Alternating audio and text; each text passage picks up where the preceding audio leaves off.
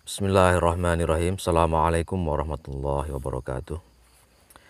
Alhamdulillahirabbil alamin wa bihi nasta'in ala umuri dunya waddin. Wassalatu wassalamu ala asyrafil anbiya'i wal mursalin wa ala alihi wa ashabihi ajma'in, amma ba'd.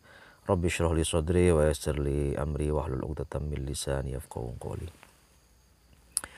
Para santri sekalian, marilah kita melanjutkan pembacaan kitab Ta'alimul Muta'allim kita dengan terlebih dahulu membaca umul kitab. Mudah-mudahan dengan bacaan umul kitab, apa yang kita baca dan kita pelajari hari ini bisa membawa manfaat bagi kehidupan kita di dunia maupun akhirat. Ala hadhihi niyyah al-Fatihah. A'udzu billahi minasyaitonir rajim. Bismillahirrahmanirrahim. Alhamdulillahirabbil alamin arrahmanir rahim maliki yaumiddin. Iyyaka na'budu wa iyyaka nasta'in. Ihdinas siratal mustaqim, siratal ladzina an'amta 'alaihim ghairil maghdubi 'alaihim waladdallin. Amin. Bismillahirrahmanirrahim. Wa Syekhul Imamul Ajal Syamsul A'immah Al-Hulwani qad kana kharaja min Bukhara wa sakana fi ba'dil qura ayyaman bihadithatin waqa'at. Wa Syekh Al-Imam Al-Ajal Syamsul A'immah dan Syekh Al-Imam Al-Ajal Syamsul A'immah Al-Hulwani, Imam Hulwani, qad kana, sungguh beliau itu ada dulu, kharaja min Bukhara, keluar dari kota Bukhara, mengungsi dari kota Bukhara. Dan beliau itu wasakana fi ba'dil qura, beliau tinggal di sebagian desa-desa, ayaman, selama beberapa hari, bihadithatin waqa'at, karena ada sebuah peristiwa yang terjadi. Jadi karena ada suatu peristiwa, suatu kejadian, Syekh Imam Al-Hulwani itu pernah mengungsi dari kota Bukhara, kota tempat tinggal beliau mengajar, dan tinggal di beberapa desa selama beberapa hari. Waqad zarathu talamidhuhu, waqad, dan sungguh, zarathu, mengunjungi beliau, siapa? Talamidhuhu, murid-murid beliau itu berkunjung, menziarahi beliau atau menemui beliau, sowan kepada beliau, semuanya berkunjung. Ghairu Syekh Al-Imam Al-Qadi, kecuali satu muridnya bernama Syekh Imam Al-Qadi Abi Bakrin Az-Zaranji, kecuali satu muridnya, satu murid beliau yang bernama Abu Bakar Az-Zaranji, beliau tidak mengunjungi sang imam. Murid-murid yang lain mengunjungi, satu saja yang tidak pernah sowan atau tidak pernah silaturahmi, namanya Abu Bakar Az-Zaranji. Faqala lahu hina laqiyahu, faqala, maka berkata Imam Al-Hulwani tadi, lahu, kepada Abu Bakar Az-Zaranji, hina, ketika, laqiyahu, ketika beliau bertemu dengan Abu Bakar Az-Zaranji.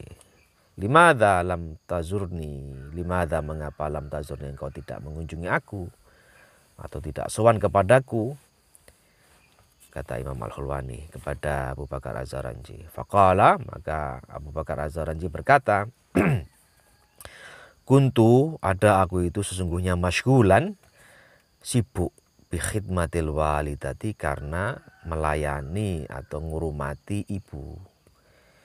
Jadi Abu Bakar Az-Zaranji ketika ditanya, kenapa kamu tidak sowan kepadaku padahal teman-temanmu yang lain sowan mengunjungi aku, Abu Bakar Az-Zaranji mengatakan, aku itu sibuk, Pak, sibuk Kiai, sibuk melayani atau ngurumati atau merawat ibuku, katanya.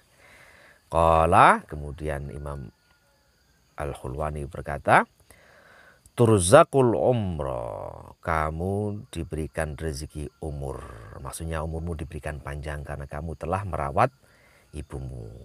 Wala turzaku, tapi kamu tidak diberi rezeki ronaqad darsi, kamu tidak diberi rezeki nikmatnya pelajaran atau nikmatnya ilmu. Ya. Ini respon Imam Al-Hulwani kepada Abu Bakar Az-Zaranji. Jadi kata Imam Al-Hulwani, Ya Abu Bakar, kamu mendapatkan rezeki panjang umur. Umurmu diberkahi, dipanjangkan karena kamu telah merawat ibumu. Tapi kamu tidak mendapatkan rezeki lezatnya ilmu karena kamu tidak menghormati atau katakanlah tidak memuliakan gurumu gitu. Wa kana kadzalika, dan demikianlah ada seperti itu memang kejadiannya. Jadi faktanya kemudian memang seperti itu Abu Bakar Az-Zaranji ini. Fa innahu, maka sungguhnya Abu Bakar Az-Zaranji tadi itu karena ada itu beliau yaskunu, beliau tinggal fi aktsari awqati, di sebagian atau di sebagian besar waktunya itu fil qura, di desa-desa, walam yantazim, tapi tidak teratur, tidak runtut, lahud darsu, pelajarannya, pengajarnya. Jadi Abu Bakar Az-Zaranji ini ilmuwan, tapi faktanya beliau itu banyak tinggal di beberapa daerah, di beberapa desa, banyak mengajar, tapi ya pelajarannya ya tidak banyak diikuti oleh murid-murid, tidak terlalu sukses beliau itu mengajar, tidak runtut. Menurut musonif ini. Kenapa? Karena menurut pengarang ya karena gurunya tadi mengatakan ya kamu memang diberi rezeki umur yang panjang, tapi kamu tidak mendapatkan nikmatnya atau lezatnya pelajaran. Nah dia mengajar, mengamalkan ilmu, tapi ya tidak runtut atau tidak mendapatkan nikmatnya mengajar, nikmatnya pelajaran yang banyak. Ada tapi tidak banyak gitu. Faman ta'adza minhu, maka barang siapa ta'adza itu mendapatkan sakit minhu dari seseorang itu ustadhu gurunya, yuhramu barokatil ilmi, maka terhalang itu berkahnya ilmu. Barang siapa yang menyakiti atau melukai gurunya, ya, kata musonif ini, faman ta'adza minhu, barang siapa yang menyakiti atau gurunya itu merasa sakit yang berasal dari seseorang itu, dari murid itu, yuhramu, maka terhalang barokatul ilmi, yuhramu barokatul ilmi, ya, wala yantafi'u bihi illa qalilan, dan juga tidak mendapatkan manfaat bihi dengan ilmu itu illa qalilan, kecuali sedikit. Jadi menurut musonif, barang siapa yang mendatangkan kecewanya guru, ya, menyebabkan kecewanya guru, maka akan terhalang berkahnya ilmu dari guru tersebut kepada murid tersebut, dan murid tersebut tidak mendapatkan manfaat, tidak memperoleh manfaat dari ilmu yang dia pelajari dari orang tersebut illa, kecuali sedikit saja. Sebagaimana bunyi syair yang ditulis di sini, innal muallima wat tabiba kilahuma la yunsihani idza huma lam yukrama, fasbir lidaika in jafauta tabibaha, waqna bijahlika in jafauta muallima. Ya. Apa maksudnya? Maksudnya innal muallima, sesungguhnya pengajar atau sesungguhnya guru, wat tabiba, dan dokter, kilahuma, keduanya itu layun sihani, tidak akan memberikan nasihat atau tidak memberi nasihat keduanya. Idza huma, jika keduanya itu lam yukroma, tidak dihormati atau dimuliakan. Jadi kalau kamu bertemu guru atau belajar dengan guru, atau kamu berobat pada seorang dokter, ya, mencari obat atau mencari kesembuhan melalui seorang dokter, maka kedua jenis orang ini, dokter ataupun guru ini, tidak akan memberikan nasihat yang maksimal, tidak akan memberikan arahan-arahan yang optimal, semuanya diberikan kalau keduanya tidak dihormati, ya, keduanya tidak dimuliakan. Ya tentu mereka tidak akan memberikan informasi yang kita butuhkan kalau kita tidak memuliakan dua orang tersebut. Ya. Fasbir, maka sabarlah, lidaika, untuk penyakitmu, inja fauta, jika engkau berani menyepelekan tabibah, dokternya. Ya, kalau kita menyepelekan dokter, kita punya sakit, tapi kita menyepelekan dokter, ya kita harus sabar menikmati penyakit kita ini. Penyakit kita nggak akan sembuh-sembuh. Ya.